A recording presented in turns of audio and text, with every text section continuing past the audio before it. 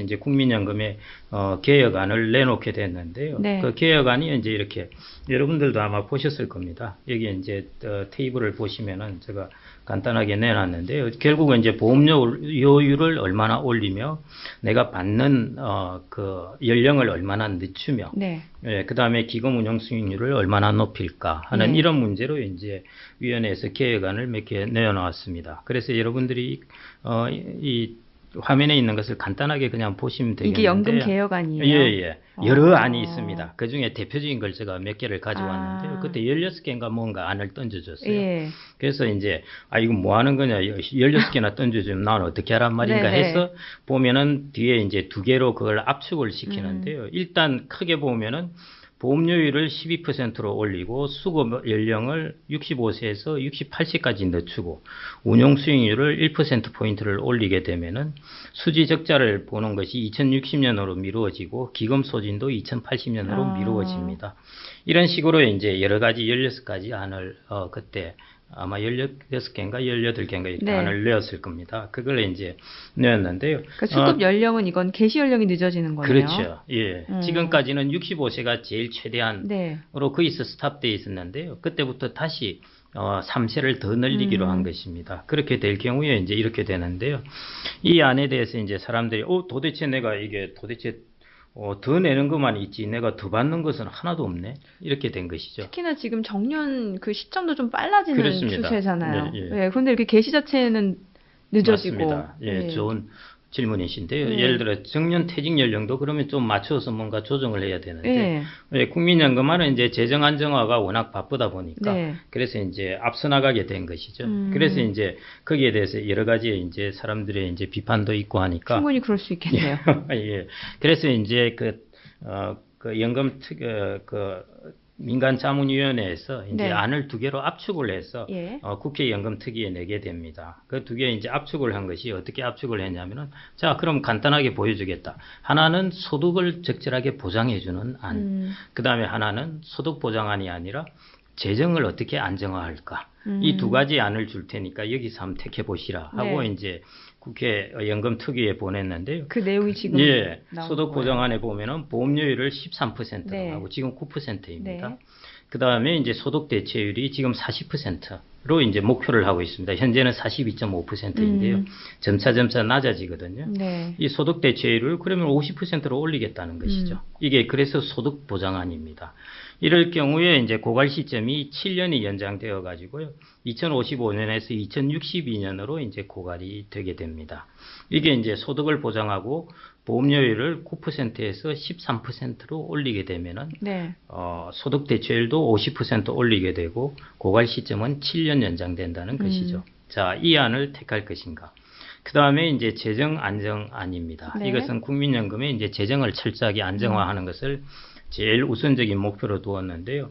보험료율은 15% 올리는데 소득 대체율은 그냥 그대로 두었습니다. 40%로. 벌써 이제 웃으시는데요. 이런 거 택하면 큰일 난다. 뭐 이렇게 말씀을 하시는 것 같은데요. 보시다시피 그러니까 역시 고갈 시점이 16년이나 뒤로 미루어집니다. 그래서 2071년이 이제 2055년에서 71년으로 연장되는데요. 그래서 이 2가지의 이 대표적인 안이죠. 여기서 조금씩 조정은 될 수 있겠는데 소득을 보장할 것인가, 네.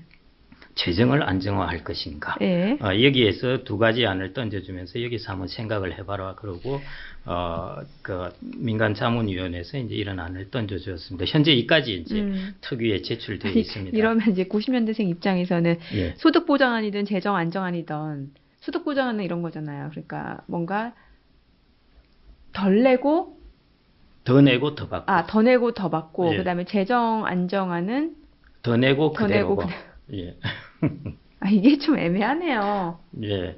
그래서 이제 일본에서 이런 이야기가 나옵니다. 일본의 단카이 세대라고 베이비 네. 부모 세대가 있는데요. 이 세대들을 일컬어서 도망치는 세대라고 이름 붙이고 있습니다. 그 말은 뭐냐면요. 국민연금으로부터 도망치는 세대인가요? 부담은 자기는 성장할 때 고성장 네. 시기에 누리고 네.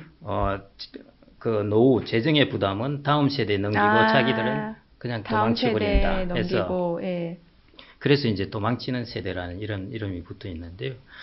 우리도 이제 이런 부분에서는 어떤 적절한 이제 해결 방안이나 네. 타협점을 찾아 나가야 되는 것이죠. 어디 좀 벤치마킹할 국가가 있을까요? 여러 나라들이 서구 사회에서 이 부분은 과거 한 20년 넘어 계속 논의를 이루어왔고요. 네. 그래서 예를 들어 우리나라 보험료율 같은 경우에는 9%로는 안 됩니다. 원론적으로. 예, 최소한 13% 이상은 최소 돼야 되고요. 13%. 예, 18% 내는 것도 있고 그러니까요. 어. 예, 기본적으로 9%로 예. 내 노후의 소득을 보장받기는 거의 불가능하다고 보시면 될 것 같습니다. 네. 그게 이제 그런 부분이고요.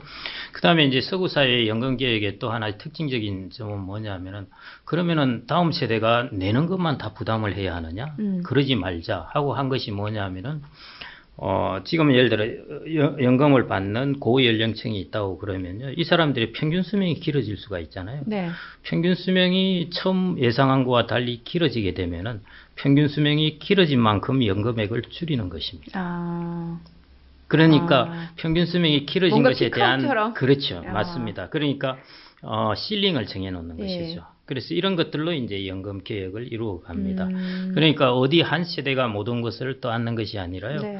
다른 모든 여기 관계된 다른 모든 세대들이 이제 이런 부분을 나누어서 부담을 조금씩 가져가는 것. 그게 서구 사회에서 이루어지는 연금 계획안이라고 보시면 그 정도 좀 되겠습니다. 합리적이겠네요. 합리적이죠. 예, 예. 어느 나이까지만 딱 그 연금을 최고조로 받고 그다음부터는 이제 조금씩 줄여주는.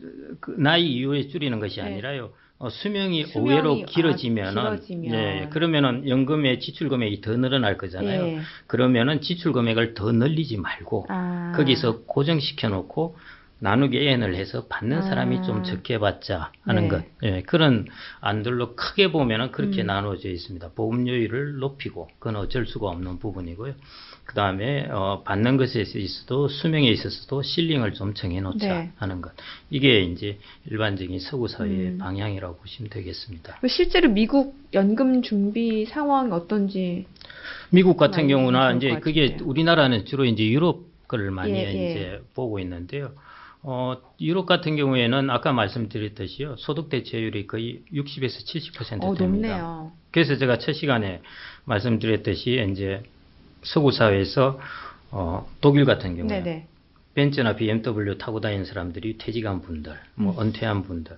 그래서 거기에는 이제 여러분들 영화에서 보시듯이 벤치에 앉아서 책을 보고 있다든지 이런 노년의 모습 네. 이런 것들이 가능한 것이죠. 그러네요. 예. 소득 대체율이 높다 보니까. 그렇습니다. 예. 예. 그래서 이제 예를 들어 내가 안 넣는다 뭐 그럴 수도 없는 것이고요. 이게 의무가입이기 때문에 그래서 그런데 이제 내가 어떤 생각을 가지고 의무가입을 하느냐 하는 것이 중요한데 아까처럼 이제 하이 퀄리티라는 그런 특징을 갖고 있기 때문에요. 그 부분을 좀 생각을 하시고 그 다음에 이제 나머지는 뭐냐면은 여러분들이 청년이 내가 못 받을 거라고 생각되는 사람들이 사실은 이해 당사자입니다. 그렇죠. 그렇기 때문에 정책 의사결정에 적극적으로 참여하셔가지고 연금 개혁을 자꾸자꾸 이루어내시라는 것입니다. 어떻게 참여를 해요? 그러니까 이제 국회로도 사람을 보내야 되는 것이고, 네. 공청회 할 때도 나가야 되는 것이고, 뭐 심지어 프랑스 같은 경우는 심심하면 뛰어나오지 않습니까? 나와서 데몬스트레이션을 하지 않습니까? 네. 뭐 이런 것들에 이제 자기의 목소리를 내어야 되는 것이죠. 네. 그런 식으로 이렇게 자꾸자꾸 어떤 사회에서는 다 같이 사는 공동체이기 때문에요.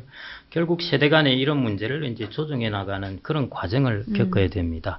그래서 국민연금 부분에서 저는 이제 청년분들은 이런 쪽으로 이제 대처를 하시는 게 저는 가장 최선이지 않을까 그렇게 생각이 되고요. 네.